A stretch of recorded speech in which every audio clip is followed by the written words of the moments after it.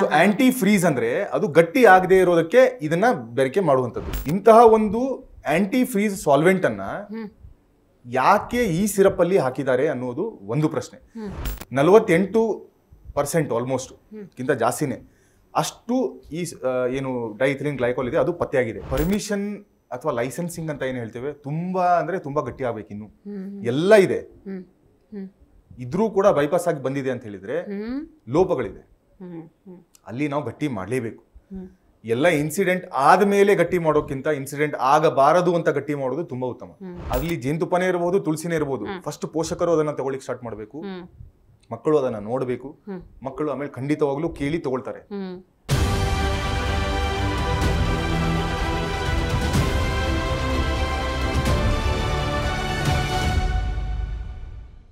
ನಮಸ್ಕಾರ, G vibes ಪಾಡ್ಕಾಸ್ಟ್ಗೆ ಸ್ವಾಗತ.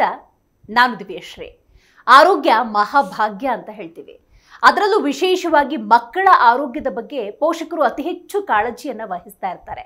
ಆದರೆ ದೇಶದಲ್ಲಿ ಇತ್ತೀಚೆಗೆ ಆದಂತಹ ಬೆಳವಣಿಗೆ ಪ್ರತಿಯೊಬ್ಬ ಪೋಷಕರು ಕೂಡ ದಂಗಾಗುವಂತೆ ಮಾಡಿದೆ.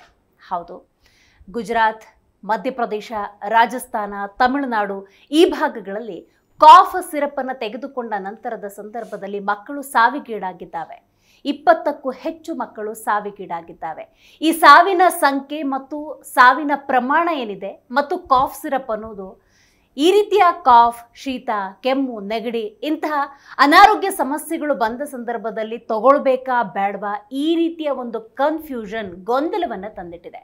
ಹಾಗಾಗಿ ಇವತ್ತಿನ ಜಿ ವೈಬ್ಸ್ ಪಾಡ್ಕಾಸ್ಟ್ನಲ್ಲಿ ಒಂದು ಮಗುವಿನ ಆರೈಕೆ ಪಾಲನೆ ಅಂದ ಸಂದರ್ಭದಲ್ಲಿ ಅನಾರೋಗ್ಯ ಸಮಸ್ಯೆ ಉಂಟಾದಾಗಲೂ ಕೂಡ ಯಾವ ರೀತಿಯ ಮುನ್ನೆಚ್ಚರಿಕೆಯನ್ನು ತೆಗೆದುಕೊಳ್ಬೇಕು, ಅನಾರೋಗ್ಯ ಉಂಟಾದ ನಂತರದ ಸಂದರ್ಭದಲ್ಲಿ ಯಾವ ರೀತಿ ಔಷಧಿ ಪದ್ಧತಿಯನ್ನು ಅಳವಡಿಸ್ಕೊಳ್ಬೇಕು ಅನ್ನೋದನ್ನು ತಿಳಿಸ್ಕೊಡೋದಕ್ಕೆ ಇವತ್ತು ನಮ್ಮ ಕಾರ್ಯಕ್ರಮದಲ್ಲಿ ಆಯುರ್ವೇದ ತಜ್ಞರಾಗಿರುವಂತಹ ಡಾಕ್ಟರ್ ಶರತ್ ಕುಲಕರ್ಣಿ ಇದ್ದಾರೆ. ಮೊದಲಿಗೆ ಅವರಿಗೆ ಕಾರ್ಯಕ್ರಮಕ್ಕೆ ಸ್ವಾಗತವನ್ನು ಕೋರೋಣ. ನಮಸ್ಕಾರ. ನಮಸ್ಕಾರ. ನಿಮಗೆ ಈಗಾಗಲೇ ಗೊತ್ತಿದೆ, 20ಕ್ಕೂ ಹೆಚ್ಚು ಮಕ್ಕಳು ಸಾವಿಗೀಡಾಗಿರುವುದು, ಅದು ಕಾಫ್ ಸಿರಪ್ ಅನ್ನು ತೆಗೆದುಕೊಂಡು. ಅದು ಹೇಗಾಗಿದೆ ಅಂದರೆ ಪ್ರತಿಯೊಬ್ಬ ಪೋಷಕರು ಕೂಡ ಈಗ ಗೊಂದಲದಲ್ಲಿದ್ದಾರೆ, ಆತಂಕದಲ್ಲಿದ್ದಾರೆ. ಏನೋ ಶೀತ, ಕೆಮ್ಮು, ನೆಗಡಿ ಬಂತು ಅಂದಾಗ ಸಿರಪ್ ಹಾಕಬೇಕಾ ಬೇಡವಾ, ಡಾಕ್ಟ್ರೇ ಸಜೆಸ್ಟ್ ಮಾಡಿದರೆ ಹಾಕಬೇಕಾ ಬೇಡವಾ, ಈ ಥರದೊಂದು ಪರಿಸ್ಥಿತಿ ನಿರ್ಮಾಣವಾಗಿದೆ. ನಿಮ್ಮ ಎಕ್ಸ್ಪ್ಲನೇಷನ್ ಪ್ರಕಾರವೇ ನೋಡೋದಾದರೆ ಆ 20ಕ್ಕೂ ಹೆಚ್ಚು ಮಕ್ಕಳು ಹಸು ನೀಗಿದ್ದು ಆ ಸಿರಪ್ ತೊಗೊಂಡಿದ್ರಿಂದನ ಆ ಸಿರಪ್ಪಲ್ಲಿ ಯಾವ ಕೆಮಿಕಲ್ ಇತ್ತು, ಯಾವ ಕಾರಣ ಅಂತ ತಿಳಿಸ್ತೀರಿ? ಸೊ ಮೊದಲನೇದಾಗಿ ಇದೊಂದು ತುಂಬಾ ಸ್ಯಾಡ್ ಘಟನೆ ಅಂತ ಹೇಳ್ಬೋದು. ಯಾಕೆಂದ್ರೆ ನೀವು ಆವಾಗಲೇ ಹೇಳ್ತಿದ್ರಿ ಆರೋಗ್ಯವೇ ಭಾಗ್ಯ, ಅದರಲ್ಲೂ ಮಕ್ಕಳ ಆರೋಗ್ಯ ಅಂತ ಹೇಳಿದ್ರೆ ಹೆಚ್ಚಿನ ಭಾಗ್ಯ. ಅಂಥದ್ರಲ್ಲಿ ಇವಾಗ ಏನಾಗಿದೆ ಅಂತ ಹೇಳಿದ್ರೆ ಏನು ಈ ಕೋಲ್ಡ್ ಡ್ರಿಫ್ ಸಿರಪ್ ಪ್ಲಸ್ ಇದರಂತ ಇನ್ನು ಕೆಲವು ಸಿರಪ್ಗಳು ಏನು ಟೆಸ್ಟಿಂಗ್ ಹೋಗಿದೆ, ಎಲ್ಲ ಮಕ್ಕಳಲ್ಲಿ ಕಾಮನ್ ಆಗಿದ್ದು ಇದೊಂದು ಸಿರಪ್. ಈ ಸಿರಪ್ ಪ್ರಿಸ್ಕ್ರೈಬ್ ಆದ್ಮೇಲೆ ಅವರಿಗೆ ಅನಾರೋಗ್ಯ ಕಾಡ್ಬಿಟ್ಟು ಮೂತ್ರ ಏನಿದೆ ಅದು ಕಡಿಮೆ ಆಗಿ ಕಿಡ್ನಿ ಫೇಲ್ಯೂರ್ ಆಗಿ ಡೆತ್ ಆಗಿರುವಂಥದ್ದು. ಸೊ ಏನಾಯ್ತು ಅಂತ ಹೇಳಿದ್ರೆ ಎಲ್ಲರಲ್ಲೂ ಕಾಮನ್ ಏನಿದೆ ಈ ಕಾಫ್ ಸಿರಪ್. ಇದನ್ನ ಟೆಸ್ಟಿಂಗಿಗೆ ತಗೊಳ್ಳೋಣ ಅಂತ ಟೆಸ್ಟಿಂಗಿಗೆ ತಗೊಂಡ್ರು. ಅಲ್ಲಿ ಟೆಸ್ಟಿಂಗಿಗೆ ತಗೊಂಡಾಗ ಡೈಇಥಿಲಿನ್ ಗ್ಲೈಕಾಲ್ ಅನ್ನುವಂತಹ ಒಂದು ಆಂಟಿ ಫ್ರೀಸ್ ಸಾಲ್ವೆಂಟ್. ಏನ್ ಸರ್ ಹಿಂಗಂದ್ರೆ ಎಷ್ಟು ದೊಡ್ಡ ದೊಡ್ಡ ಟರ್ಮ್ಸ್. ಆಂಟಿ ಫ್ರೀಸ್ ಸಾಲ್ವೆಂಟ್ ಅಂದ್ರೆ ಏನು ಅಂತ ಹೇಳಿದ್ರೆ ಯಾವುದೇ ಒಂದು ಲಿಕ್ವಿಡ್ ಗಟ್ಟಿ ಆಗ್ಬಾರ್ದು. ಇವಾಗ ಟೆಂಪರೇಚರ್ ಕೋಲ್ಡ್ ಆಯ್ತು ಅಂತ ಹೇಳಿದ್ರೆ ಎಸ್ಪೆಷಲಿ ನಮ್ಮ ದೇಶದಲ್ಲಿ ತುಂಬಾ ಜನರಿಗೆ ಯಾವುದೋ ಒಂದು ಕಾಫ್ ಸಿರಪ್ ಅಥವಾ ಒಂದು ಸಿರಪ್ ಗಟ್ಟಿ ಆಯ್ತು ಅಂತ ಹೇಳಿದ್ರೆ ಎಕ್ಸ್ಪೈರಿ ಆದಂಗೆ ಅವ್ರಿಗೆ, ಅವ್ರ ಪ್ರಕಾರ ಒಂದ್ ಲೆವೆಲ್ಗೆ. ಎಕ್ಸ್ಪೈರಿ ಡೇಟ್ ಇನ್ನು 2 ವರ್ಷ ಇದ್ದು ಕೂಡ 1 ವರ್ಷ ಇದ್ದು ಕೂಡ ಗಟ್ಟಿ ಆಗಿತ್ತು ಅಂತ ಹೇಳಿದ್ರೆ ಅದು ಬಳಕೆಗೆ ಯೋಗ್ಯ ಇಲ್ಲ, ಏನೋ ಕ್ವಾಲಿಟಿಯಲ್ಲಿ ತೊಂದರೆ ಇದೆ ಅಂತ ಒಂದು ಮೈಂಡ್ ಸೆಟ್ ತುಂಬಾ ಜನರದ್ದು. ಎಲ್ಲರದ್ದು ಇರ್ಲಿಕ್ಕಿಲ್ಲ, ಎಕ್ಸೆಪ್ಷನ್ಸ್ ಇರುತ್ತೆ. ಇದು ಗಟ್ಟಿ ಆಗಬಾರದು ಅಂತ ಬಳಕೆ ಮಾಡುವಂತ ಒಂದು ಕೆಮಿಕಲ್ ಡೈಇಥಿಲಿನ್ ಗ್ಲೈಕಾಲ್, DEG ಅಂತ ಏನು. ಸೊ ಆಂಟಿ ಫ್ರೀಸ್ ಅಂದ್ರೆ ಅದು ಗಟ್ಟಿ ಆಗದೆ ಇರೋದಕ್ಕೆ ಇದನ್ನ ಬೆರಕೆ ಮಾಡುವಂಥದ್ದು. ಇದು ಬೇಸಿಕಲಿ ಸ್ವಲ್ಪ ಟೈಮ್ ಹಿಂದೆ ಪೆಟ್ರೋಲ್ ನಲ್ಲಿ ಬೆರಕೆ ಮಾಡ್ತಿದ್ರು, ಪೇಂಟ್ಸ್ ಗಳಲ್ಲಿ ಬೆರಕೆ ಮಾಡ್ತಿದ್ರು. ನೋಡಿ ಗಟ್ಟಿ ಆಗ್ಬಿಡ್ತು ಅಂದ್ರೆ ಪೇಂಟ್ ಹೆಂಗ್ ಪೇಂಟ್ ಮಾಡ್ತೀರಾ ಅಲ್ವಾ? ಸೊ ಅಲ್ಲಿ ಬೆನಿಫಿಟ್ಸ್ ಇರುತ್ತೆ. ಇಂತಹ ಒಂದು ಆಂಟಿ ಫ್ರೀಸ್ ಸಾಲ್ವೆಂಟ್ ಅನ್ನ ಯಾಕೆ ಈ ಸಿರಪ್ ಅಲ್ಲಿ ಹಾಕಿದ್ದಾರೆ ಅನ್ನೋದು ಒಂದು ಪ್ರಶ್ನೆ. ಸೊ ಇಲ್ಲಿ ಹಲವಾರು ಪ್ರಶ್ನೆಗಳು ಹುಟ್ಕೊಳ್ಳುತ್ತೆ ಮತ್ತೆ ಇದ್ರ ಹಿಂದೆನೆ. ಇದೇನಾದ್ರೂ ಷಡ್ಯಂತ್ರ ಇದೆಯಾ ಇದ್ರ ಹಿಂದೆ? ಆ ವೈದ್ಯರ ವಿರುದ್ಧ ಷಡ್ಯಂತ್ರನ, ಕಂಪನಿ ವಿರುದ್ಧ ಷಡ್ಯಂತ್ರನ, ಅಥವಾ ಯಾರು ಈ ಸ್ಕೀಮ್ ಅನ್ನ ತಗೊಂಡ್ಬಂದ್ರು ಕಾಫ್ ಸಿರಪ್ ಬಗ್ಗೆ, ಅಥವಾ ಎಟ್ಸೆಟ್ರಾ ಇನ್ನು ಹಿಂದೆ ಏನಿದೆ ಅಲ್ಲಿ ಏನಾದ್ರು ತೊಂದರೆ ಇತ್ತಾ ಅನ್ನೋದು ಒಂದು. ಯಾರಾದ್ರೂ ಬೇಕು ಅಂತಾನೆ ಬೆರೆಸಿದ್ರ ಅನ್ನೋದು ಒಂದು. 48% ಆಲ್ಮೋಸ್ಟ್ ಗಿಂತ ಜಾಸ್ತಿನೇ ಅಷ್ಟು ಈ ಏನು ಡೈಇಥಿಲಿನ್ ಗ್ಲೈಕಾಲ್ ಇದೆ ಅದು ಪತ್ತೆಯಾಗಿದೆ. ಟೆಸ್ಟಿಂಗ್ ಮಾಡುವಾಗ. So that is too much, ತುಂಬಾ ಜಾಸ್ತಿ ಆಯ್ತು ಅದು. ಸೊ ಅದರಿಂದ ಇಮಿಡಿಯೇಟ್ ಆಗಿ ಆರ್ಗನ್ ಫೇಲ್ಯೂರ್ ಆಗ್ಬಿಡುತ್ತೆ ಆ ಕೆಮಿಕಲ್ ಇಂದ. ಇದೇ ಆಗಿರೋದು ಇದರಲ್ಲಿ ಸಸ್ಪೆಕ್ಟೆಡ್ ಅಂತಾನೆ ಇದೆ ಈಗಲೂ ಕೂಡ. ಸೊ ಈ ಕೆಮಿಕಲ್ ಈ ಸಿರಪ್ ಅಲ್ಲಿ ಇರೋದ್ರಿಂದ ಈ ಸಿರಪ್ ಅನ್ನ ಸೇವಿಸಿರುವಂತಹ ಮಕ್ಕಳಿಗೆ ತೊಂದರೆ ಆಗಿದೆ, ಅನಾರೋಗ್ಯ ಆಗಿದೆ, ಸಾವಾಗಿದೆ ಅಂತಾನೆ ಸಸ್ಪೆಕ್ಟ್ ಅಂತಾನೆ ಇದೆ ಈಗಲೂ. ಇನ್ವೆಸ್ಟಿಗೇಷನ್ಸ್ ಗಳು ಆಗ್ತಾ ಇದೆ.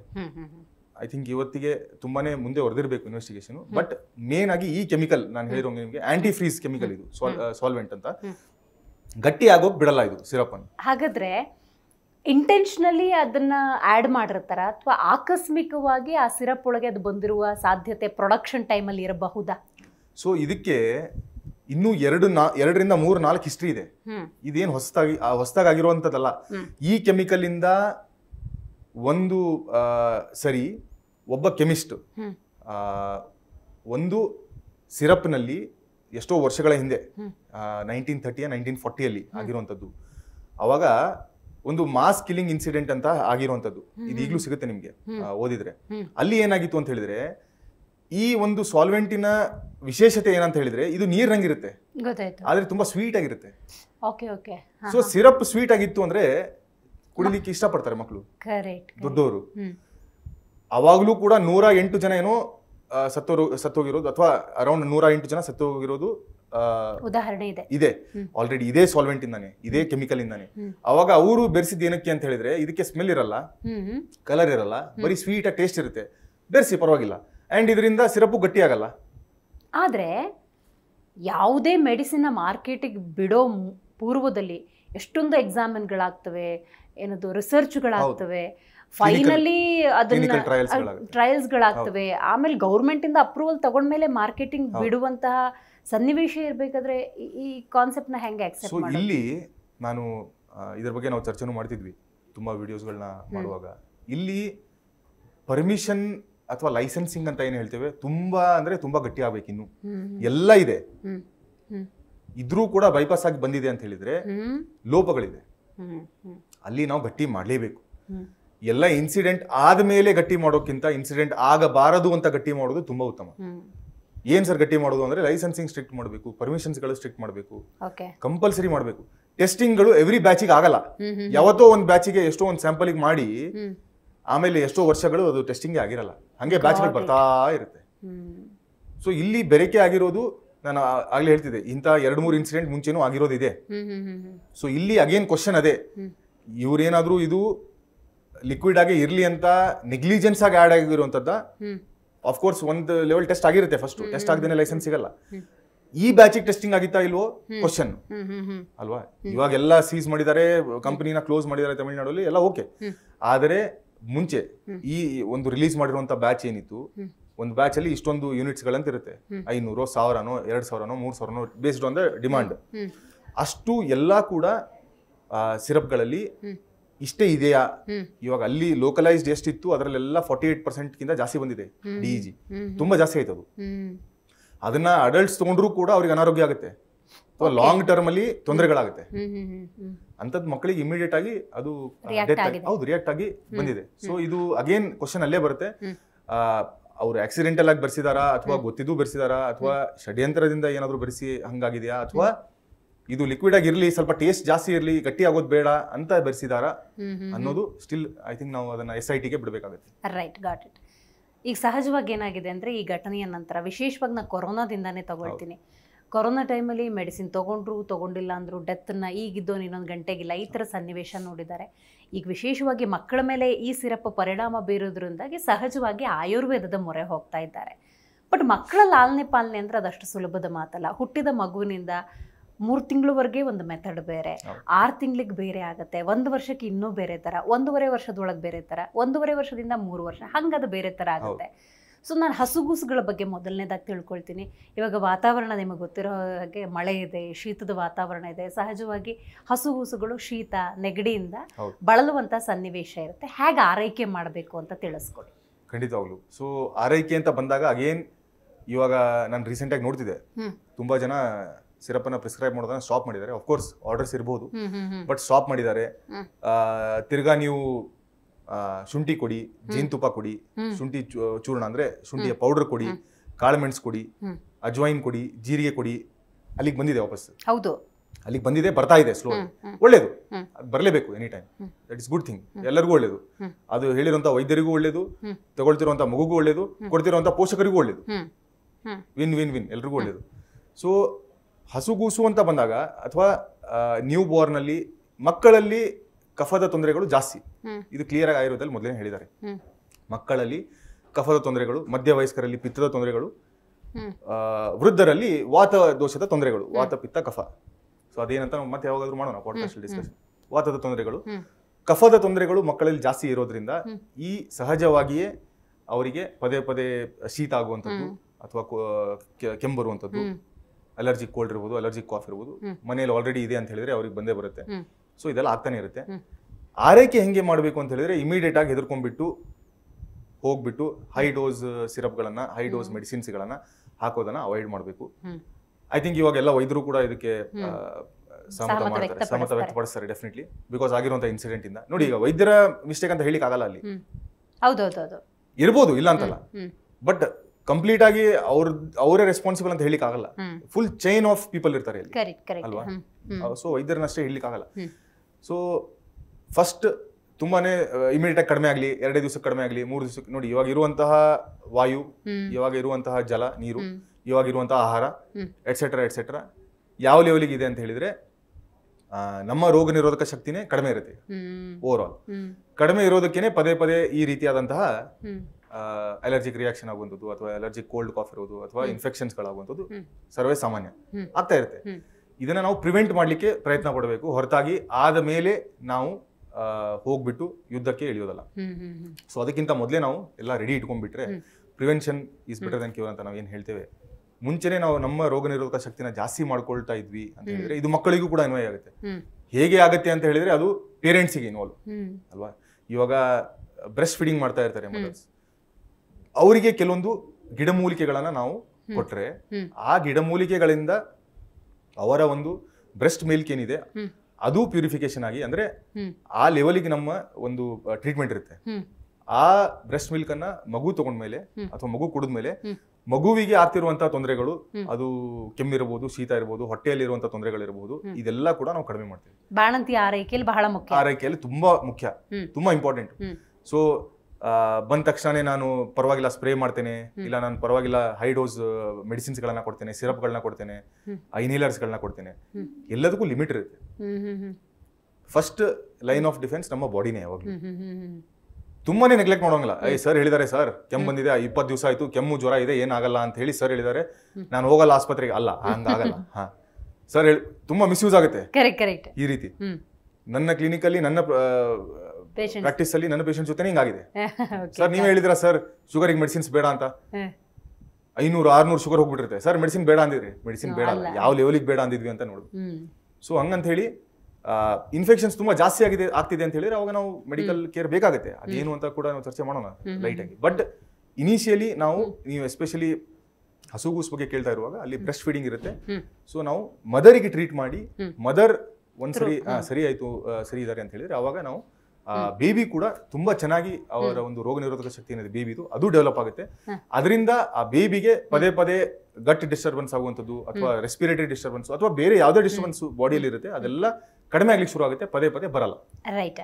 ಈಗ ಒಂದು ಮಗು ಹುಷಾರಿಲ್ಲ ಅಂದಾಗ ನಾನು ಹಸುಗೂಸನ್ನೇ ತಗೊಳ್ತೀನಿ, ಇಮ್ಮಿಡಿಯೇಟ್ ಆಗಿ ಡಾಕ್ಟರ್ ಹತ್ರ ಹೋಗೋದು, ಡಾಕ್ಟರ್ ಕೇಳಿದಂತಹ ಪ್ರಿಸ್ಕ್ರೈಬ್ಡ್ ಮೆಡಿಸಿನ್ ಸಿರಪ್ಸ್ ಏನಿದೆ ಅದನ್ನು ತೊಗೊಂಬರೋದು, ಅದನ್ನೊಂದ್ಸತಿ ಗೂಗಲ್, ಸಹಜವಾಗಿ ಮಕ್ಕಳ ಆರೈಕೆ ಅಂದಾಗ ಗೂಗಲ್ ಒಂದ್ಸತಿ ಈ ಕೆಮಿಕಲಿಗೆ ಏನಂತಾರೆ ಅಂತ ಕ್ರಾಸ್ ಚೆಕ್ ಮಾಡೋದು, ಈ ಥರದೊಂದು ಸಹಜವಾದಂತಹ ಬಾಂಧವ್ಯ ಮಗುವಿನ ಜೊತೆ ಇರುತ್ತೆ. ಹಾಗಾಗಿ ಎಲ್ಲ ರೀತಿಯ ಕ್ರಾಸ್ ಚೆಕನ್ನು ಮಾಡ್ತಾ ಇರ್ತಾರೆ.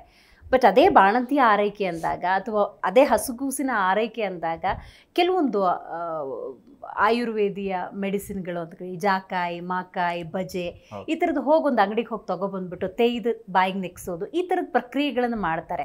ಇದ್ರ ಬಗ್ಗೆ ಸ್ವಲ್ಪ ಗೊಂದಲ ಇದೆ. ಆ ಪ್ರಕ್ರಿಯೆಗೆ ಒಳಪಡಬಹುದಾ ಬೇಡವಾ ಅನ್ನೋದ್ರ ಬಗ್ಗೆ? ಸೊ ಆ ಪ್ರಕ್ರಿಯೆಗೆ ಖಂಡಿತವಾಗ್ಲೂ ಒಳಪಡಬಹುದು, ಅದು ಡೆಫಿನೆಟ್ಲಿ ಒಳ್ಳೇದೇ. ಕಾಂಟ್ರವರ್ಸೀಸ್ ಎಲ್ಲ ಕಡೆ ಇರುತ್ತೆ. ಇತ್ತೀಚೆಗೆ ತುಂಬಾ ಜನ ತಲೆಗೆ ಎಣ್ಣೆ ಹಾಕಬೇಡಿ ಅಂತ ಹೇಳ್ತಾರೆ. ಹೌದು. ಸೊ ಅವರ ಪ್ರಕಾರ ಲಾಸ್ಟ್ 5,000-10,000 ವರ್ಷ ಜನ ಬದುಕೇ ಇರಲಿಲ್ವೋ ಅಥವಾ ಕೂದಲನೇ ಇರಲಿಲ್ವೋ ಅಂತ ಕ್ವಶನ್ ಮಾಡ್ಬೇಕಾಗುತ್ತೆ ನಾವು. ಸೊ ನಾವು ಎಣ್ಣೆ ಹಾಕಿ ಅಂತ ಹೇಳ್ತೇವೆ ತಲೆಗೆ, ಡೆಫಿನೆಟ್ಲಿ. ಅದೇ ರೀತಿ ಇದೇನು ಜಾಜಿ ಫಲ ಅಂತ ಹೇಳ್ತೀವಿ ನಾವು, ಜಾತಿ ಫಲ ಅಥವಾ ಜಾಜಿಕಾಯಿ ಅಂತ ಹೇಳ್ತೀವಿ, ಅದು ಖಂಡಿತವಾಗ್ಲೂ ಒಳ್ಳೇದು. ಅದರಿಂದನೂ ಕೂಡ ಓವರ್ ಆಲ್ ಡೆವಲಪ್ಮೆಂಟ್ ಇರುತ್ತೆ. ಅದನ್ನ ತೇಯ್ದು ಜೇನುತುಪ್ಪ ಜೊತೆ ಹಾಕಿ ನಾಲಿಗೆಗೆ ನೆಕ್ಸುವಂತದ್ದು ಇಲ್ಲಿ ಇನ್ಫ್ಯಾಂಟ್ ಬಾಟುಲಿಸಮ್ ಅಂತ ಒಂದು ಕಾನ್ಸೆಪ್ಟ್ ಇದೆ, ಒಂದು ಕಂಡೀಷನ್ ಇದೆ.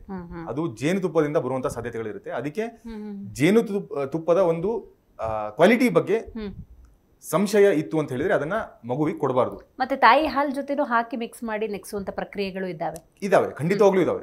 ಅದನ್ನ ನಾವು ಸ್ವರ್ಣ ಪ್ರಾಶನ ಅಂತ ಕೊಡ್ತೇವೆ, ಅಲ್ಲಿ ಸ್ವರ್ಣ ಭಸ್ಮ ಅಂತ ಕೊಡ್ತೇವೆ. ಏನು ಪ್ಯೂರ್ ಗೋಲ್ಡ್ ಇರುತ್ತೆ ಅದರ ಒಂದು ಭಸ್ಮೀಕರಣ ಪ್ರೊಸೆಸ್ ಮಾಡಿ ಪ್ಯೂರ್ ಗೋಲ್ಡ್ ಅನ್ನ ನಾವು ಜೇನುತುಪ್ಪ ಮತ್ತೆ ವಚ ಅಂತ ಹೇಳ್ತೇವೆ, ಅದರ ಜೊತೆ ತುಪ್ಪದ ಜೊತೆ ನಾವು ಒಂದು ಕರೆಕ್ಟ್ ಆಗಿ ಡೋಸೇಜ್ ಅಲ್ಲಿ ಅದನ್ನ ನಾವು ಮಿಕ್ಸ್ ಮಾಡಿ ಕೊಡುವಂತದ್ದಿದೆ. ಅದನ್ನ ನಾವು ಮನೆಯಲ್ಲೂ ಕೂಡ ಅಡ್ವೈಸ್ ಮಾಡ್ತೇವೆ ಕೊಡೋದಕ್ಕೆ. ಸೊ ಅದಕ್ಕೂ ಕೂಡ ಕಾಂಟ್ರವರ್ಸೀಸ್, ಅಪೋಸಿಷನ್ಸ್ ಎಲ್ಲದಕ್ಕೂ ಇರುತ್ತೆ. ಬಟ್ ನಾವು ಅದರಿಂದ ಒಳ್ಳೆ ರಿಸಲ್ಟ್ಸ್ ಅನ್ನ ನೋಡಿದ್ದೇವೆ ಜನರಲ್ಲಿ, ಕಿಡ್ಸ್ ಅಲ್ಲಿ. ಸೊ ನಾವು ಅದನ್ನ ಕಂಟಿನ್ಯೂ ಮಾಡ್ತೇವೆ, ತುಂಬಾ ಒಳ್ಳೇದಿದೆ. ಅದರಿಂದ ರಿಸರ್ಚ್ ನಾವು ಮಾಡಿದ್ದೇವೆ, ಅದರದ್ದು ನಮ್ಮ ಹತ್ರ ಡೇಟಾನೂ ಇದೆ. ಸೊ ಅದನ್ನ ಮಾಡ್ತಿರ್ತೇವೆ. ಸೊ ಈ ಜೇನುತುಪ್ಪದ ಕ್ವಾಲಿಟಿ ಬಗ್ಗೆ ಸಂಶಯ ಇತ್ತು ಅಂದ್ರೆ ಕೊಡ್ಲಿಕ್ಕೆ ಹೋಗ್ಬಾರ್ದು. ಎಲ್ಲಿ ನಾನು ತಗೊಂಡ್ಬಂದಿರ್ತಾರೆ ಜೇನುತುಪ್ಪ ಗೊತ್ತಿರಲ್ಲ. ಬಟ್ ಅದೇ ಜೇನುತುಪ್ಪದ ಕ್ವಾಲಿಟಿಯ ಬಗ್ಗೆ ಅವರಿಗೆ ಸಂಶಯ ಇರಲಿಲ್ಲ, ಪ್ಯೂರಿಟಿ ಇದೆ, ಸರಿ ಇದೆ, ಕರೆಕ್ಟ್ ಆಗಿದೆ ಅಂತ ಹೇಳಿದ್ರೆ ಖಂಡಿತವಾಗ್ಲೂ ಕೊಡಬಹುದು, ಏನು ಸಮಸ್ಯೆ ಆಗಲ್ಲ. Okay, very nice. 1 ವರ್ಷದ ಒಳಗಿನ ಮಕ್ಕಳ ಆರೈಕೆ ಬಗ್ಗೆ ನಮಗೊಂದು ಕ್ಲಾರಿಟಿ ಲಭ್ಯವಾಯಿತು. ಅದಕ್ಕೂ ಹೆಚ್ಚಿನ ಮಕ್ಕಳು ತುಂಬಾ ಕೆಮ್ತಿರ್ತಾರೆ, ನೋಡೋದಕ್ಕಾಗುವುದಿಲ್ಲ. ಇಂಥ ಸನ್ನಿವೇಶದಲ್ಲಿ ಅವರಿಗೆ ಮೆಡಿಸಿನ್ ಅಂದ್ರೆ ಹೆಂಗೆ? ಈ 1 ವರ್ಷದಿಂದ 3 ವರ್ಷ ಅಂತ ಅನ್ಕೊಳ್ಳೋಣ. ಸೊ ಇದೆಲ್ಲ ಕೂಡ ಸ್ಟಾರ್ಟ್ ಆಗೋದು ನಮ್ಮ ಅಡಿಗೆ ಮನೆಯಲ್ಲಿ. ಇಲ್ಲಿ ಪ್ರಾಬ್ಲಮ್ ಏನಾಗ್ತಿದೆ, ಯಾಕೆ ನಾವು high dose medicines, cough syrups ಮೇಲೆ ಡಿಪೆಂಡೆಂಟ್ ಇದ್ದೇವೆ. ಇವನ್ ನಮ್ಮ ಆಯುರ್ವೇದ ಸಿರಪ್ ಕೂಡ ನಾನು ಹೇಳ್ತಿರೋದು ಯಾಕೆ ಡಿಪೆಂಡೆಂಟ್ ಇದ್ದೇವೆ ಅಂತ ಹೇಳಿದ್ರೆ, ಮಕ್ಕಳಿಗೆ ಅವರ ಪೇರೆಂಟ್ಸ್ ಜೀರಿಗೆ ತಿಂದಿದ್ದನ್ನ ನೋಡಿಲ್ಲ ಅವ್ರು ಇವತ್ತು, ಕಾಳು ಮೆಣಸಿನ ತಿಂದಿದ್ದನ್ನ ಅವ್ರು ನೋಡಿಲ್ಲ ಇವತ್ತು. ಪಿಜ್ಜಾ ತಿಂದಿದ್ದನ್ನ ನೋಡಿರ್ತಾರೆ, ಚಿಪ್ಸ್ ತಿಂದಿದ್ದನ್ನ ನೋಡಿರ್ತಾರೆ, ಕೋಲ್ಡ್ ಡ್ರಿಂಕ್ಸ್ ಕುಡಿದಿದ್ದನ್ನ ನೋಡಿರ್ತಾರೆ, ಎಟ್ಸೆಟ್ರಾ ಎಟ್ಸೆಟ್ರಾ. ಹೊರತಾಗಿ ಕಾಳು ಮೆಣಸನ್ನ ಯಾವತ್ತು ಕೆಮ್ಮು ಬಂದಿದೆ ಅಂತ ಹೇಳಿ ಒಂದ್ 4 ಕಾಳು ಮೆಣಸನ್ನ ತಗೊಂಡು ಸ್ವಲ್ಪ ಅದನ್ನ ಪೌಡರ್ ಮಾಡಿ ಜೇನುತುಪ್ಪ ಹಾಕಿ ಅದನ್ನ ಲೀಕ್ ಮಾಡುವಂತದನ್ನ ಯಾವತ್ತು ನೋಡಿಲ್ಲ. ಇದನ್ನ ನಾವು ಮೊದಲಿಂದಾನೇ ಅವ್ರಿಗೆ ಅಭ್ಯಾಸ ಮಾಡಿಸಿದ್ವಿ ಅಂತ ಹೇಳಿದ್ರೆ, ಫಸ್ಟ್ ಆಫ್ ಆಲ್ ಇದು ಮಾಡ್ತಿರೋದ್ರಿಂದ ಅವರಿಗೆ ಪದೇ ಪದೇ ಬರ್ತಿರುವಂತಹ ಕೆಮ್ಮು ಅಥವಾ ರೆಸ್ಪಿರೇಟರಿ ತೊಂದರೆಗಳೇನೈತೆ ಅದು ಬರೋದೇ ಅಲ್ಲ. ಸೂಪರ್. ಬಂತು ಅಂತ ಹೇಳಿದ್ರು ಕೂಡ ಅವ್ರಿಗೆ ಅಭ್ಯಾಸ ಇರುತ್ತೆ, ಅದನ್ನ ತಗೋಬಹುದು. ಸೊ 1 ವರ್ಷ ಮೇಲ್ಪಟ್ಟ ಮಕ್ಕಳು ಅಂತ ಹೇಳಿದ್ರೆ ಆಲ್ರೆಡಿ ಅವರಿಗೆ ಗೊತ್ತಾಗ್ತಾ ಇರುತ್ತೆ ಟೇಸ್ಟ್ಗಳು ಅದೆಲ್ಲ. ನಾವು ಹೆಂಗೆ ಅವ್ರಿಗೆ ಅಭ್ಯಾಸ ಮಾಡಿಸ್ತೇವೆ ಆ ರೀತಿ ಅವ್ರು ನಮ್ಮನ್ನ ಈ ರೀತಿ ತಗೊಳ್ಳೋದು ನೋಡಿರ್ತಾರೆ. ಪೇರೆಂಟ್ಸ್ಗೆ, ಪೋಷಕರನ್ನ ಅವ್ರು ನೋಡಿದ್ದಾರೆ ಮನೆಯಲ್ಲಿ, ಪೇರೆಂಟ್ಸ್ ಇರ್ಬೋದು, ಗ್ರ್ಯಾಂಡ್ ಪೇರೆಂಟ್ಸ್ ಇರ್ಬೋದು, ಅಥವಾ ಯಾರೇ ಇರ್ಬೋದು, ಅವ್ರು ಈ ರೀತಿ ತಗೊಳ್ತಿರೋದನ್ನ ನೋಡಿದ್ದಾರೆ. ಯಾವಾಗ ಒಂದ್ ದಿವಸ ಶುಂಠಿ ಕಷಾಯವನ್ನ ಮಾಡಿ ಕುಡಿದಿರೋದನ್ನ ನೋಡಿದ್ದಾರೆ, ಅಥವಾ ಜಸ್ಟ್ ಜೀರಿಗೆ ಕಷಾಯವನ್ನ ಅವರು ಕುಡಿಯೋದನ್ನ ನೋಡಿದ್ದಾರೆ. ಕುಡಿಯುವಾಗ ಅವರು ಕೂಡ ಕೇಳಿ ಟೇಸ್ಟ್ ಮಾಡಿದ್ದಾರೆ ಅಂತ ಹೇಳಿದ್ರೆ it be very easy. 1 year ಆದ್ಮೇಲೆ ಅದೇ ಟ್ರೀಟ್ಮೆಂಟ್, ಬೇರೆ ಏನು ಬೇಡ. 90% ಕೇಸಸ್ಗಳಲ್ಲಿ, ನನ್ನ ಎಕ್ಸ್ಪೀರಿಯನ್ಸ್ ಪ್ರಕಾರ 90% ಕೇಸಸ್ಗಳಲ್ಲಿ ಬೇರೆ ಏನು ಬೇಕಾಗಲ್ಲ. ಸೂಪರ್. ಈಗ 3 ವರ್ಷದ ನಂತರದ ಸಂದರ್ಭ ಅಂದ್ರೆ ಸಹಜವಾಗಿ ಮಕ್ಕಳು ಶಾಲೆಗೆ ಹೋಗೋದು, ಡೇ ಕೇರ್ ಹೋಗೋದು, ಅಲ್ಲಿನ ಇನ್ಫೆಕ್ಷನ್ಸ್ ತಗೊಂಡ್ಬರ್ತಾರೆ. ಅಗೇನ್ ಸಿರಪ್ಪೆ ಈಗ till may be 15 to 18 reach ಆಗೋವರೆಗೂ ಸಿರಪ್ಪಲ್ಲೇ ನಾವು ಲಾಕ್ ಆಗಿರೋದ್ರಿಂದಾಗಿ ಟ್ಯಾಬ್ಲೆಟ್ ಮೊರೆ ಹೋಗಲ್ಲ. ಈ ಹೊರಗಡೆಯಿಂದ ಬಂದು ಈ ತರ ಸಮಸ್ಯೆಗಳು ಬೆಳ್ತಾರೆ, ಅವ್ರಿಗೆ ಯಾವ ತರ ಟ್ರೀಟ್ಮೆಂಟ್? ಸೊ ನಾನು ಮಾತಾಡ್ತಾ ಇರೋದು ಕಂಪ್ಲೀಟ್ ಇರಾಡಿಕೇಶನ್. ಇದನ್ನ ಸಮೂಲವಾಗಿ ತೆಗೆದುಹಾಕುವಂತ ಒಂದು ಪ್ರೋಗ್ರಾಮ್ ಅಂತ ಹೇಳ್ಬೋದು. ಯಾಕೆಂದ್ರೆ ಇದನ್ನ ಎಲ್ಲಾ ಕಿಡ್ಸ್ ಮನೆಯಲ್ಲಿ ಪೇರೆಂಟ್ಸ್ ಗಳು ಮಾಡಿದ್ರು ಅಂತ ಹೇಳಿದ್ರೆ ಕ್ರಾಸ್ ಇನ್ಫೆಕ್ಷನ್ಸ್ ಆಗೋದೇ ಇಲ್ಲ ಅಲ್ಲಿ. Super, ultimate. ಸೊ ಬರೋದೇ ಇಲ್ಲ ಅಲ್ಲಿ. ನೀವು ಹೇಳ್ದಂಗೆ 18 ಅಲ್ಲ, 80 ಆದ್ರೂ ಸಿರಪ್ ಇನ್ನೂ ಇರುತ್ತೆ ಡಿಪೆಂಡೆನ್ಸಿ. ಯಾವ್ದೋ ಒಂದಕ್ಕೆ ಎಲ್ಲೋ ಒಂದಕ್ಕೆ ಇದ್ದೇ ಇರುತ್ತೆ. ಬಟ್ ಈ ರೀತಿ ನಾವು 1 ವರ್ಷದ ಕಿಡ್ಸ್ಗೆ ಏನ್ ನಾನು ಹೇಳ್ತಿದ್ದೆ, 1+ ಕಿಡ್ಸ್ಗೆ ನಾನು ಏನ್ ಹೇಳ್ತಿದ್ದೆ, ಅದನ್ನ ಅವ್ರು ಅಳವಡಿಸ್ಕೊಂಡ್ರೆ ಸಿಂಪಲ್ ಆಗಿರುವಂತದ್ದು. ಅದು ಕಾಳುಮೆಣಸು ಇರಬಹುದು, ಅಥವಾ ಕಾಳುಮೆಣಸು ಜೊತೆ ಅವ್ರಿಗೆ ಟೇಸ್ಟ್ ಅದು ಖಾರ ಅನ್ಸುತ್ತೆ ಅಂತ ಹೇಳಿದ್ರೆ ಸ್ವಲ್ಪ ಅದರಲ್ಲಿ ಕಲ್ಸಕ್ಕರೆ ಬೆರೆಸಬಹುದು. ಕಲ್ಸಕ್ಕರೆಯಿಂದ ಕೆಮ್ಮು ನಿವಾರಣೆ ಆಗುತ್ತೆ, ತುಂಬಾ ಒಳ್ಳೇದು. ಏನ್ ಸರ್ ಹಿಂಗ್ ಮಾತಾಡ್ತೀರಾ, ಶುಗರ್ ತಿಂದ್ರೆ ಅದಾಯ್ತು, ಕಲ್ಸಕ್ಕರೆಯಿಂದ ಕೆಮ್ಮು ನಿವಾರಣೆ ಆಗುತ್ತೆ. ಅಂಡ್ ನೀವು ತಗೊಳ್ತಿರುವಂತ ಸಿರಪ್ಗಳು ಏನ್ ಸೇಫ್ ಅಂದ್ರೆ ಅದ್ರಲ್ಲಿ ಏನ್ ಶುಗರ್ ಇರಲ್ಲ ಅಂತಿರಲ್ಲ, ಎಲ್ಲದರಲ್ಲೂ ಶುಗರ್ ಬೇಸ್ ಇರುತ್ತೆ. ಆ ಪ್ರಿಸರ್ವೇಟಿವ್ ಶುಗರ್ ಬೇಸ್ಗಿಂತ ಕಲ್ಲು ಸಕ್ಕರೆ ತುಂಬಾ ಒಳ್ಳೇದು. ಒಂದು 4 ಚಿಕ್ಕ ಕಲ್ಲು ಸಕ್ಕರೆನ ಹಾಕಿ ಆ ಪೆಪ್ಪರ್ ಪೌಡರ್ ಜೊತೆ ಸ್ವಲ್ಪ ಜೇನುತುಪ್ಪವನ್ನು ಹಾಕೊಟ್ರೆ ಟೇಸ್ಟು ಬಂತು, ಸೈಡ್ ಎಫೆಕ್ಟ್ ಅಂತೂ ಇರೋದೇ ಇಲ್ಲ. ಪ್ಲಸ್ ಅವರಿಗೆ ಓವರ್ ಆಲ್ ಒಂದು ಗಟ್ ಹೆಲ್ತ್ ಏನಿದೆ ಅಥವಾ ರೆಸ್ಪಿರೇಟರಿ ಹೆಲ್ತ್ ಏನಿದೆ ಅದು ಇಂಪ್ರೂವ್ಮೆಂಟ್ ಆಗ್ಲಿಕ್ಕೆ ಸ್ಟಾರ್ಟ್ ಆಗುತ್ತೆ. ನಾನು ಸಿಂಪಲ್ ಒಂದೇ ಎಕ್ಸಾಂಪಲ್ ಕೊಡಿರೋದು, ಇಂದ 100 ಇದೆ. ನಾವು ಕುತ್ಕೊಂಡ್ರೆ 2-3 ಅವರ್ ಮಾತಾಡಬಹುದು. ಅಷ್ಟೊಂದು 100 ಇದೆ. ಅದು ಖರ್ಜೂರ ಇರಬಹುದು, ಅಥವಾ ಒಣ ದ್ರಾಕ್ಷಿ ಇರಬಹುದು, ಆಮೇಲೆ ಜಾಜಿಕಾಯಿ ನೀವು ಹೇಳಿರುವಂಗೆ ಅದಿರಬಹುದು, ತ್ರಿಫಲ ಇರಬಹುದು ನಮ್ಮ, ಅಥವಾ ಕಂಠಕಾರಿ ಅಂತ ಹೇಳ್ತೇವೆ ಅದಿರಬಹುದು. ಇದೆಲ್ಲರಿಂದನೂ ಕೂಡ ನಾವು, ತುಳಸಿ ಇರಬಹುದು, ಸೂಪರ್ ಆಗಿರುವಂತದ್ದು, ಎಲ್ಲದರಲ್ಲೂ ಕೂಡ ನಾವು ಕೆಮ್ಮಿನ ನಿವಾರಣೆ ಮಾಡಬಹುದು. ಹಾಗಾದ್ರೆ ಹೇಳಿ, ಮಕ್ಕಳಿಗೆ ರೆಗ್ಯುಲರ್ ಹ್ಯಾಬಿಟ್ ಮಾಡೋದಕ್ಕೆ ಅಂದ್ರೆ ಅವ್ರ ಇಮ್ಯುನಿಟಿ ಸ್ಟ್ರಾಂಗ್ ಮಾಡೋಕ್ಕೆ ಸಣ್ಣ ಪುಟ್ಟ ಶೀತ ಜ್ವರಕ್ಕೆ ಅವ್ರೇನು ಕೇರೆ ಮಾಡಬಾರ್ದು ಅಂದರೆ ತೀರಾ ಆತಂಕಕ್ಕೆ ಒಳಗಾಗಬಾರ್ದು, ಈ ಥರದೊಂದು ಲೈಫ್ ಸ್ಟೈಲ್ ಹೇಳೋದಿದೆ. ಈಗ ಮುಂಚೆಲ್ಲ ಹೆಂಗಿತ್ತು ಅಂದರೆ ಅಲ್ಲೊಂದು ತುಳಸಿ ಗಿಡ ಐತೆ ಕಿತ್ಕೊಂಡು ಬಾಯಿ ಹಾಕೊಂಡು ತಿಂದ್ಕೊಂಡು ಹೋಗ್ತಿದ್ರು, ದೊಡ್ಡಪತ್ತೆ ಇತ್ತು ಅಂದ್ರೆ ಅದನ್ನೂ ಒಂದ್ಸಲ ಟೇಸ್ಟ್ ಮಾಡೋದು, ಈ ಥರದೊಂದು ಪ್ರಕ್ರಿಯೆಗಳಿರ್ತಿತ್ತು. ಬಟ್ ಈಗ ಗಿಡಗಳು ನೋಡೋಕೆ ಸಿಗಲ್ಲ, ಅದೇನೋ ಬೇರೆ ಯಾವುದೋ ಲೋಕದಲ್ಲಿ ಇರಬಹುದೇನೋ ಅನ್ನೋ ಮಟ್ಟಕ್ಕಿದೆ. ಹಾಗಾಗಿ ಅವ್ರ ಲೈಫ್ ಸ್ಟೈಲಿಗೆ ನೀವು ರೆಗ್ಯುಲರ್ ಆಗಿ ದಿನ ಜೇನುತುಪ್ಪ ತಗೊಳ್ಳಿ, ದಿನ ಒಂದು ತುಳಸಿ ಎಲೆ ತಗೊಳ್ಳಿ, ಈ ಥರ ಸಜೆಷನ್ಸ್ ಕೊಡೋದಾದ್ರೆ ಸಜೆಷನ್ಸ್ ಕೊಡೋದಾದ್ರೆ ಮುಖ್ಯವಾಗಿ ನಾನು ಕೊಡ್ತಿರುವಂತದ್ದು ಈಗ ಪೋಷಕರಿಗೆ. ಅಲ್ಲಿ ಜೇನುತುಪ್ಪನೇ ಇರಬಹುದು, ತುಳಸಿನೇ ಇರಬಹುದು. ಫಸ್ಟ್ ಪೋಷಕರು ಅದನ್ನ ತಗೊಳ್ಳಿಕ್ ಸ್ಟಾರ್ಟ್ ಮಾಡಬೇಕು, ಮಕ್ಕಳು ಅದನ್ನ ನೋಡಬೇಕು, ಮಕ್ಕಳು ಆಮೇಲೆ ಖಂಡಿತವಾಗ್ಲೂ ಕೇಳಿ ತಗೊಳ್ತಾರೆ. ಬಟ್ ಪೋಷಕರು ಅದನ್ನ ತಗೊಳ್ಬೇಕು, ಇಂಪಾರ್ಟೆಂಟ್. ಇನ್ನು ಸಿಂಪಲ್ ಸಜೆಷನ್ಸ್ ಅಂತ ನಾವು ಹೇಳಿದ್ರೆ ಇಲ್ಲಿ ಡೂಸ್ ಅಂಡ್ ಡೋಂಟ್ಸ್ ಎರಡೂ ಬರುತ್ತೆ. ಕೆಮ್ಮು ಬಂದಿದೆ ಅಂತ ಹೇಳಿದ್ರೆ ತುಂಬಾ ಹಾಲು ಕೊಡ್ತಾನೆ ಇರ್ತಾರೆ, ಅಗೇನ್ ತುಂಬಾ ಹಾಲು ಕೊಡ್ತಿರ್ತಾರೆ. ಸೊ ಅಲ್ಲಿ ಹಾಲು ಕೊಡ್ಲೇಬೇಕು, ಆಗೋದೇ ಇಲ್ಲ ಅಂತ ಹೇಳುವಂತ ಸಿಚುವೇಶನ್ಸ್ ಇತ್ತು ಅಂತ ಹೇಳಿದ್ರೆ ಅವರು ಗೋಟ್ ಮಿಲ್ಕ್ ಯೂಸ್ ಮಾಡಬಹುದು. ಮೇಕೆ ಗೋಟ್ ಮಿಲ್ಕ್ ಯೂಸ್ ಮಾಡಿದ್ರೆ ಕೆಮ್ಮು ಕಡಿಮೆ ಆಗುತ್ತೆ. ಹೌದು. ಸೊ ಇದೆಲ್ಲ ಸ್ವಲ್ಪ ಎಕ್ಸೆಪ್ಷನ್ಸ್, ಆಯುರ್ವೇದದಲ್ಲಿ ಮಾತ್ರ ಹೇಳಿರುವಂತದ್ದು. ಆಫ್ ಕೋರ್ಸ್ ಇವಾಗ ಇದೆ ಬಾಟಲ್, ನೀವು ಸೂಪರ್ ಮಾರ್ಕೆಟ್ಸ್ಗೆಲ್ಲ ಹೋದ್ರೆ ಗೋಟ್ ಮಿಲ್ಕ್ ಅಂತ ಸಪರೇಟ್ ಆಗಿ ಒಂದು ಇಟ್ಟಿರ್ತಾರೆ. ಗೋಟ್ ಮಿಲ್ಕ್ ಇಂದ ಅಲರ್ಜಿ ಕೋಲ್ಡ್ ಕಾಫ್ ಏನಾಗುತ್ತೆ ಜನರಿಗೆ ಅದು ಆಗಲ್ಲ. ಅಂಡ್ ಲ್ಯಾಕ್ಟೋಸ್ ಇಂಟಾಲರೆಂಟ್ ಇದ್ದಾರೆ, ಹಾಲು ಕುಡಿದ ತಕ್ಷಣ ಹೊಟ್ಟೆ ತೊಳಸಿದಂಗಾಗಿ ಮೋಷನ್ ಆಗುತ್ತೆ ಅಥವಾ ಕಾನ್ಸ್ಟಿಪೇಷನ್ ಆಗುತ್ತೆ, ಇದೆಲ್ಲ ಗೋಟ್ ಮಿಲ್ಕ್ ಅಲ್ಲಿ ಆಗಲ್ಲ. ಅಗೇನ್ ನಾನು ಹೇಳಿದ್ದೇನೆ ಅಂತ ಹೇಳಿ ಗೋಟ್ ಮಿಲ್ಕ್ ಅನ್ನೇ ಅದರಲ್ಲೇ ಸ್ನಾನ ಮಾಡಿ ಅದನ್ನೇ ಕುಡ್ಕೊಂಡು ಕೊಡೋದಲ್ಲ.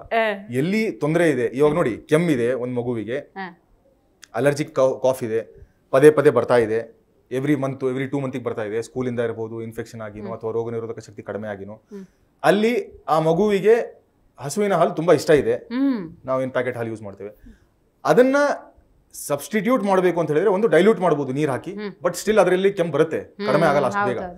ಇಲ್ಲ ಅಂದ್ರೆ ಗೋಟ್ ಮಿಲ್ಕ್ ಅವರು ಯೂಸ್ ಮಾಡಬಹುದು. ಗೋಟ್ ಮಿಲ್ಕ್ ಯೂಸ್ ಮಾಡಿದ್ರು ಕೂಡ ಹೆಲ್ಪ್ ಆಗುತ್ತೆ. ನೋಡಿ ಇವಾಗ ಬೇಡ ಅಂತ ಹೇಳೋದು ಕೂಡ ಇಂಪಾರ್ಟೆಂಟ್. ಕರ್ಡ್ಸ್ ಅಗೇನ್, ಮಗುಗೆ ಕೆಮ್ಮು ಬಂದಿದೆ, ಲೈಟ್ ಫುಡ್ ಕೊಡೋಣ ಅಂತ ಹೇಳಿ ಫ್ರಿಜ್ ಇಂದ ತೆಗೆದ್ಬಿಟ್ಟು ಕರ್ಡ್ಸ್ ಕೊಡ್ತಾರೆ. ಅದು ಫ್ರಿಜ್ ಇಂದ ತೆಗೀದೇ ಇರಲಿ, ಕರ್ಡ್ಸ್ ಕೊಡೋಂಗಿಲ್ಲ, ಮೊಸರು ಕೊಡೋಂಗಿಲ್ಲ ಮಗುವಿಗೆ, ಎಸ್ಪೆಷಲಿ ಕೆಮ್ಮು ಬಂದಾಗ. ಅಥವಾ ಎಲ್ಲಿ ಅಲರ್ಜಿಕ್ ಕೆಮ್ಮಿದೆ ಅಲ್ಲಿ ಮೊಸರು ಕೊಡ್ತಾ ಹೋದ್ರು ಅಂತ ಹೇಳಿದ್ರೆ ಅದು ಜಾಸ್ತಿ ಆಗುತ್ತೆ. ಅದೇ ರೀತಿ ಆಲ್ ಮಿಲ್ಕ್ ಪ್ರಾಡಕ್ಟ್ಸ್, ಪನೀರ್ ಇರ್ಬೋದು, ಚೀಸ್ ಇರ್ಬೋದು, ಎಲ್ಲ ಓದ್ಬಿಟ್ಟಿರ್ತಾರೆ. ಚೀಸ್ ತಿಂದ್ರೆ ಪನೀರ್ ತಿಂದ್ರೆ ಒಳ್ಳೆ ಪ್ರೋಟೀನ್ ಬರುತ್ತೆ, ಕೊಡಿ ಮಗುವಿಗೆ ಚೆನ್ನಾಗುತ್ತೆ ಅಂತ. ಕೆಮ್ಮು ಬಂದಿರುತ್ತೆ ಮಗುವಿಗೆ, ಕೊಡ್ತಾ ಇರ್ತಾರೆ, ಕೆಮ್ಮು ಜಾಸ್ತಿ ಆಗುತ್ತೆ. ಕೆಮ್ಮು ಜಾಸ್ತಿ ಆಗಿ ಅದು ನೆಕ್ಸ್ಟ್ ಅಲರ್ಜಿಕ್ ಬ್ರಾಂಕೈಟಿಸ್ ಹೋಗಿ ಉಸಿರಾಟಕ್ಕೆ ತೊಂದರೆ ಆಗುವಂಥದ್ದು, ವೀಸಿಂಗ್ ಆಗುವಂಥದ್ದು ಎಲ್ಲ ಆಗುತ್ತೆ. ಅವಾಗಲೂ ಕೂಡ ತಿರ್ಗಾ ಕೊಡ್ತಾ ಹೋದ್ರು ಅಂತ ಹೇಳಿದ್ರೆ ಜಾಸ್ತಿ ಆಗುತ್ತೆ ಇನ್ನು. ಸೊ ಇದು ಬೇಡ ಅಂತ ಹೇಳ್ತಿರುವಂಥದ್ದು. ಅದ್ರ ಜೊತೆ ಡಸ್ಟ್ ಎಕ್ಸ್ಪೋಜರ್ ಇರಬಹುದು, ಮಾಸ್ಕ್ ಹಾಕುವಂಥದ್ದು ಇರ್ಬೋದು, ತುಂಬಾ ಒಳ್ಳೇದು. ಯಾರು ಕ್ರಾಸ್ ಇನ್ಫೆಕ್ಷನ್ಸ್ ಆಗ್ತಿದೆ ಸ್ಕೂಲಲ್ಲಿ, ಮಕ್ಕಳಿಗೆ ಅವ್ರು ಏನಾದ್ರು ಪರ್ಮಿಷನ್ ತಗೊಂಡ್ಬಿಟ್ಟು ಮಾಸ್ಕ್ ಹಾಕ್ಲಿಕ್ಕೆ ಕೊಟ್ಟರು ಅಂತ ಹೇಳಿದ್ರೆ ಅಗೇನ್ ಎಷ್ಟೊಂದು ಇನ್ಫೆಕ್ಷನ್ಸ್ ಗಳು ಕಡಿಮೆ ಆಗ್ಬಿಡುತ್ತೆ. ಡೆಫಿನೆಟ್ಲಿ ಕಡಿಮೆ ಆಗುತ್ತೆ, ಎಲ್ಲ ಆಗ್ಲಿಕ್ಕಿಲ್ಲ ಬಟ್ ಡೆಫಿನೆಟ್ಲಿ ತುಂಬಾ ಕಡಿಮೆ ಆಗುತ್ತೆ. ಇನ್ನು ಜೇನುತುಪ್ಪದ ಸೇವನೆ ನಾನು ಅವಾಗಲೇ ಹೇಳ್ತಿದ್ದೆ, ಕಾಳುಮೆಣಸು ಜೊತೆ, ಜೀರಿಗೆ ಜೊತೆ, ತುಳಸಿ ಜೊತೆ ಅಥವಾ ಒಣ ದ್ರಾಕ್ಷಿ ಜೊತೆ ಜೇನುತುಪ್ಪದ ಸೇವನೆ ಮಾಡ್ತಾ ಇದ್ರು ಅಂತ ಹೇಳಿದ್ರು ಕೂಡ ಪದೇ ಪದೇ ಥ್ರೋಟ್ ಇರಿಟೇಷನ್ ಆಗುವಂಥದ್ದು, ಥ್ರೋಟ್ ಇನ್ಫೆಕ್ಷನ್ ಆಗುವಂಥದ್ದು ಅಥವಾ ಅಲರ್ಜಿಕ್ ಕೋಲ್ಡ್ ಕಾಫ್ ಏನಿರುತ್ತೆ ಇದು ಆಗದೆ ಇರೋಂಗೂ ಕೂಡ ಆಗುತ್ತೆ, ಬರೋದೂ ಇಲ್ಲ. ಎರಡೂ ಕೂಡ ಬೆನಿಫಿಟ್ಸ್ ಇರುತ್ತೆ. Simple dos and don'ts. And ತುಂಬಾ ಹೊರಗಿನ ಕರೆದ ಪದಾರ್ಥ, ಚಿಪ್ಸ್ ಎಲ್ಲ ತಿಂತಾ ಇರ್ತಾರೆ ಮಕ್ಕಳು. ಇವಾಗ ಒಬೆಸಿಟಿ ಸ್ಟಾರ್ಟ್ ಆಗ್ಬಿಟ್ಟಿದೆ ಮಕ್ಕಳಲ್ಲಿ, ಟಿವಿ ನೋಡ್ತಾ ಚಿಪ್ಸು. ಒಂದು ರೋಗ ನಿರೋಧಕ ಶಕ್ತಿ, respiratory health, allergic cold cough, bronchial asthma, allergic bronchitis ಒಂದ್ ಸೈಡು ಬೊಜ್ಜು, ಎರಡು ಸೇರ್ಕೊಂಡ್ಬಿಡುತ್ತೆ. ನಾಳೆ ನೀವು ಇದಕ್ಕೆ ಸರಿ ಮಾಡೋದಕ್ಕೆ ಸ್ವಲ್ಪ ಎಕ್ಸರ್ಸೈಸ್ ಮಾಡಿ, ಪ್ರಾಣಾಯಾಮ ಮಾಡಿ ಅಂದ್ರೆ ಅವ್ರಿಗೆ ಆಗೋದೇ ಇಲ್ಲ. 10, 12, 15 ಇಯರ್ಸ್ಗೆ ಅವರು ಆಲ್ರೆಡಿ ಓವರ್ ವೇಟ್ ಆಗ್ಬಿಟ್ಟಿರ್ತಾರೆ. ಇದು ಕೂಡ ಒಂದು ಸಮಸ್ಯೆ, ಬರ್ನಿಂಗ್ ಇಶ್ಯೂ ಅಗೇನ್. ಸೊ ಅಲ್ಲಿ ನಾವು ಔಟ್ಡೋರ್ ಆಕ್ಟಿವಿಟೀಸ್ ಏನಕ್ಕೆ ಆಗ್ತಿದೆ ನನ್ನ ಪ್ರಕಾರ ಅಂತ ಹೇಳಿದ್ರೆ, ಮಾನಿಟರಿಂಗ್ ಆಗ್ತಾ ಇಲ್ಲ. ಮಾನಿಟರಿಂಗ್ ಆಗ್ಬೇಕು, ಮಾನಿಟರಿಂಗ್ ಆಗ್ತಿರ್ಬೇಕು. ಅದೇ ರೀತಿ ಪೇರೆಂಟ್ಸ್ ಆಕ್ಟಿವ್ ಆಗಿರ್ಬೇಕು, ಆ ಮಕ್ಕಳು ಅವ್ರನ್ನ ನೋಡ್ಬೇಕು, ಡೆಫಿನೆಟ್ಲಿ ಫಾಲೋ ಮಾಡ್ತಾರೆ. ಬಿಕಾಸ್ ಅವ್ರನ್ನೇ ನೋಡಿ ಅವ್ರು ಇದು ಮಾಡ್ತಾ ಇರ್ತಾರೆ. ಐಡಿಯಲ್ ಆಗಿ ಅವರು 24 hours ಲ್ಯಾಪ್ಟಾಪ್ ಅಲ್ಲಿ ಕೂತ್ಕೊಂಡಿದ್ರೆ ಇವ್ರು ಟಿವಿ ಮುಂದೆ ಕೂತ್ಕೊಳ್ತಾರೆ ಅಲ್ವಾ. ಅವರು ಲ್ಯಾಪ್ಟಾಪ್ ಪಕ್ಕದಲ್ಲಿ ಕೋಲ್ಡ್ ಡ್ರಿಂಕು ಅಂಡ್ ಒಂದು ಚಿಪ್ಸ್ ಪ್ಯಾಕೆಟ್ ಇತ್ತು ಅಂತ ಹೇಳಿದ್ರೆ ಇವ್ರು ಯಾಕೆ ಜೇನುತುಪ್ಪನ ತಗೋತಾರೆ? ತಗೊಳಲ್ಲ. ಸೊ ಅಲ್ಲಿ ಚೇಂಜಸ್ ಆಯ್ತು ಅಂತ ಹೇಳಿದ್ರೆ ಇಲ್ಲೂ ಆಗುತ್ತೆ. ಅದ್ ಬೇಡ ಅಂತ ಹೇಳ್ತಿಲ್ಲ ನಾನು, ಯಾವಾಗೂ ಎಂಟರ್ಟೈನ್ಮೆಂಟ್ ಪರ್ಪಸ್ ಇರಬಹುದು ಅವರಿಗೆ, ಇರ್ಲಿ. ಬಟ್ ಅದು ರುಟೀನ್ ಆಯ್ತು ಅಂತ ಹೇಳಿದ್ರೆ ಈ ರೀತಿ ಮೆಡಿಸಿನ್ ಡಿಪೆಂಡೆನ್ಸಿ ತುಂಬಾ ಬಂದ್ಬಿಡುತ್ತೆ. ಎಲ್ಲಿ ಮೆಡಿಸಿನ್ ಡಿಪೆಂಡೆನ್ಸಿ ಬರುತ್ತೆ ಅಲ್ಲಿ ತೊಂದರೆಗಳು ಸ್ಟಾರ್ಟ್ ಆಗುತ್ತೆ. ಮೆಡಿಸಿನ್ ಮತ್ತು ಆಯುರ್ವೇದ ಅಂದಾಗ ನನಗೊಂದು ಕುತೂಹಲದ ಪ್ರಶ್ನೆ ಬಂತು. ಮುಂಚೆಲ್ಲ ವ್ಯಾಕ್ಸಿನೇಷನ್ ಅಂತ ಹೇಳಿದಾಗ ವ್ಯಾಕ್ಸಿನ್ ತೊಗೊಳ್ತಾರೆ, ವ್ಯಾಕ್ಸಿನ್ ತೊಗೊಂಡಾಗ ಹಾರ್ಡ್ಲಿ ಒಂದು ದಿವಸ ಎಲ್ಲ ಜ್ವರ ಬರುತ್ತೆ, ಇಲ್ಲ ಪೇಯ್ನ್ ಆಗುತ್ತೆ, ಈ ಥರದಿತ್ತು. ಇವಾಗ ಸಿರಪ್ ಅಂದರೆ ಕಹಿ ಕುಡಿಯೋಕ್ಕಾಗಲ್ಲ, ಈ ಥರದ ಭಾವನೆಗಳಿತ್ತು. ಸ್ವೀಟ್ ಸಿರಪ್ಪು, ಮಕ್ಕಳಿಗೆ ಇಷ್ಟ ಆಗುವಂಥ ಸಿರಪ್ಗಳು ಲಭ್ಯ ಇದೆ. ಈ ವ್ಯಾಕ್ಸಿನೇಷನ್ ಕೊಡ್ತಾರೆ ಅಂದರೆ ಪೇಯ್ನ್ಫುಲ್ ಬೇಕಾ ನಿಮಗೆ, ಪೇಯ್ನ್ಲೆಸ್ ಬೇಕಾ ಅಂತ ಇವತ್ತು ಮಾರ್ಕೆಟಿಂಗ್ ಸ್ಟ್ರಾಟಜಿಗಳಿದ್ದಾವೆ. ಜನ ಇದು ಕನ್ಸ್ಯೂಮ್ ಮಾಡ್ಬೇಕಾದ್ರೆ ಯೋಚನೆ ಮಾಡಬೇಕಾಗಿದೆ. ಅಂದರೆ ನನ್ನ ಮಗು ಆರಾಮಾಗಿರಬೇಕು, ಸಿರಪ್ ಕುಡಿಬೇಕಾದ್ರೂ ಕೂಡ ಖುಷಿಯಾಗಿ ಕುಡಿಬೇಕು, ಹಾಗಾಗಿ ಸ್ವೀಟ್ ಸಿರಪ್ ಬೇಕು. ನನ್ನ ಮಗುಗೆ ನೋವಾಗಬಾರ್ದು, ಹಾಗಾಗಿ ನನಗೆ ನಾನ್ ಪೇಯ್ನ್ ಇರೋವಂಥದ್ದೇ ವ್ಯಾಕ್ಸಿನೇಷನ್ ಕೊಡಿ, ಪೇಯ್ನ್ಲೆಸ್ ಇರೋದು ಅಂತ. ಅಂದರೆ ಇದನ್ನೆಲ್ಲ ಹೆಂಗೆ ಅಕ್ಸೆಪ್ಟ್ ಮಾಡೋದು, ಇದನ್ನೆಲ್ಲ ಓಕೆ ಅನ್ಬೇಕಾ, ಹೆಂಗೆ ಡಿಸಿಷನ್ ತಗೋಬೇಕು ಪೇರೆಂಟ್ಸ್? ಡಿಸಿಷನ್ ಹೆಂಗೆ ತಗೋಬೇಕು ಅಂತ ಹೇಳಿದ್ರೆ ಅಗೇನ್ ಸೇಮ್. ಇವಾಗ ನಾನು ಹೇಳ್ತಿದ್ದೆ ನಿಮಗೆ, ಶುಗರ್ ಬೇಸ್ಡ್ ಸಿರಪ್ ಕುಡಿಯೋ ಬದಲು ನೀವು ಕಲ್ಸಕ್ರಿ ತಿನ್ನಿ, ಸ್ವಲ್ಪ ಕೆಮ್ಮು ಕಡಿಮೆ ಆಗುತ್ತೆ. ಮಕ್ಕಳಿಗೆ ಹೇಳ್ತಿರೋದು ನಾನು ಸ್ಪೆಷಲಿ, ಅಲ್ವಾ? ಅದೊಂದು ಬಾಯಿಗೆ ತುಂಡು ಹಾಕಿ ಕೊಟ್ರೆ ಸಾಕು, ಕಡಿಮೆ ಆಗುತ್ತೆ ಕೆಮ್ಮು, ಡೆಫಿನೆಟ್ಲಿ ಕಡಿಮೆ ಆಗುತ್ತೆ. ಕೆಂಪು ಕಲ್ಸಕ್ರೆ, ವೈಟ್ ಕಲ್ಸಕ್ರೆ, ಬೋತ್ ಫೈನ್. ಅವಾಗ ಏನ್ ಸಿಗುತ್ತೆ ಅದನ್ನ ಕೊಟ್ರೆ ಒಳ್ಳೇದು. ಇನ್ನೂ ಸ್ವಲ್ಪ ನೆಕ್ಸ್ಟ್ ಲೆವೆಲ್ ಕೊಡ್ತೀರಾ ಪರವಾಗಿಲ್ಲ ಅಂತ ಹೇಳಿದ್ರೆ, ನಾನು ಅವಾಗಲೇ ಹೇಳಿರೋ ಹಂಗೆ ಅದನ್ನ ಒಣ ದ್ರಾಕ್ಷಿ ಜೊತೆ ಅಥವಾ ಖರ್ಜೂರದ ಜೊತೆ ಅಥವಾ ಮೆಣಸಿನ ಜೊತೆ, ಕಾಳು ಮೆಣಸು ಅಥವಾ ಹಿಪ್ಲಿ ಅಂತ ಇರುತ್ತೆ, ಅದ್ರ ಜೊತೆ ಪೌಡರ್ ಮಾಡಿ, ಆ ಪೌಡರ್ ಜೊತೆನೂ ಅವರು ಸ್ವಲ್ಪ ಸ್ವಲ್ಪ ಕ್ವಾಂಟಿಟಿಯಲ್ಲೇನೆ ಅದನ್ನ ಲೇಯರ್ ಆದಂಗೆ ಆಗುತ್ತೆ. ಅದು ಚ್ಯವನಪ್ರಾಶ್ ಹೆಂಗೆ ಇರುತ್ತೆ ಹಂಗೆ ಲೇಯರ್ ಆದಂಗೆ ಆಗುತ್ತೆ. ಅದ್ರಲ್ಲಿ ಸ್ವಲ್ಪ ನೆಲ್ಲಿಕಾಯಿ ಪೇಸ್ಟ್ ಆಡ್ ಮಾಡಬಹುದು. ನಾವು ನೆಲ್ಲಿಕಾಯಿನ ಕುಕ್ಕರಲ್ಲಿ ಬೇಯಿಸ್ಬಿಟ್ಟು ಅದನ್ನ ಸ್ಮ್ಯಾಶ್ ಮಾಡಿ ಅದರ ಪೇಸ್ಟ್ ಅನ್ನ ಆಡ್ ಮಾಡಬಹುದು. ಸೊ ದೀಸ್ ಆರ್ ಆಲ್ ಆ ಟೈಪ್ ಕ್ಯಾಂಡೀಸ್ ಮಾಡಬಹುದು ನಾವು, ಅಲ್ವಾ? ನೋಡಿ, ಕಲ್ ಸಕ್ಕರೆನೂ ಇರುತ್ತೆ, ಆ ಕಡೆ ರೋಗ ನಿರೋಧಕ ಶಕ್ತಿ ಜಾಸ್ತಿ ಮಾಡೋದು ಇರುತ್ತೆ. ಇನ್ನೊಂದು ಸ್ವಲ್ಪ ಕೈ ಅವ್ರು ಓಕೆ ಅಂತಿದ್ರು ಅಂದ್ರೆ ಅಮೃತ ಬಳ್ಳಿ ಆಡ್ ಮಾಡಬಹುದು ನಾವು, ಅದರಲ್ಲಿ ಅಮೃತ ಬಳ್ಳಿ ಎಲೆಗಳನ್ನ ಆಡ್ ಮಾಡಬಹುದು. ಬಟ್ ಇದು ಯಾವುದು ವಿರುದ್ಧ ಆಹಾರ ಆಗಲ್ಲ, ಎಲ್ಲ ಕಂಬೈನ್ಡ್, ಇಟ್ ಇಸ್ ಗುಡ್. ಎಲ್ಲ combined, it is very good. ಇದರಲ್ಲಿ ವಿರುದ್ಧ ಆಹಾರ ಆಗಲ್ಲ. ವಿರುದ್ಧ ಆಹಾರ ಆಗೋದು ಅಲ್ಲಿ ಮೊಸರು, ಟೀ ಇರುತ್ತೆ, ಅಲ್ವಾ? ಕರ್ಡ್ ರೈಸ್ ಇರುತ್ತೆ, ಆದ್ಮೇಲೆ ಟೀ ಇರುತ್ತೆ. ಸರ್ ಊಟ ಆದ್ಮೇಲೆ ನನಗೆ ಟೀ ಕುಡಿಲಿಲ್ಲ ಅಂದ್ರೆ ಆಗಲ್ಲ ಸರ್, ಕರ್ಡ್ ರೈಸ್ ಆದ್ಮೇಲೆ ಟೀ ಇರುತ್ತೆ, ಚಿಪ್ಸ್ ಜೊತೆ ಟೀ ಇರುತ್ತೆ, ವಿರುದ್ಧ ಆಹಾರ. ಅಲ್ಲಿ ಹಾಲಿದೆ, ಇಲ್ಲಿ ಉಪ್ಪಿದೆ, ಸೊ ವಿರುದ್ಧ ಆಹಾರ. ಒಂದು ರೀತಿಯಲ್ಲಿ ನೋಡಿದ್ರೆ ಪನ್ನೀರ್ ಒಡೆದೋಗಿರುವಂತಹ ಹಾಲು, ಹೌದು, ಒಂದ್ ಲೆವೆಲ್ಗೆ. ಇದ್ರ ಬಗ್ಗೆ ನಾವು ಚರ್ಚೆನೂ ಮಾಡಿದ್ದೇವೆ.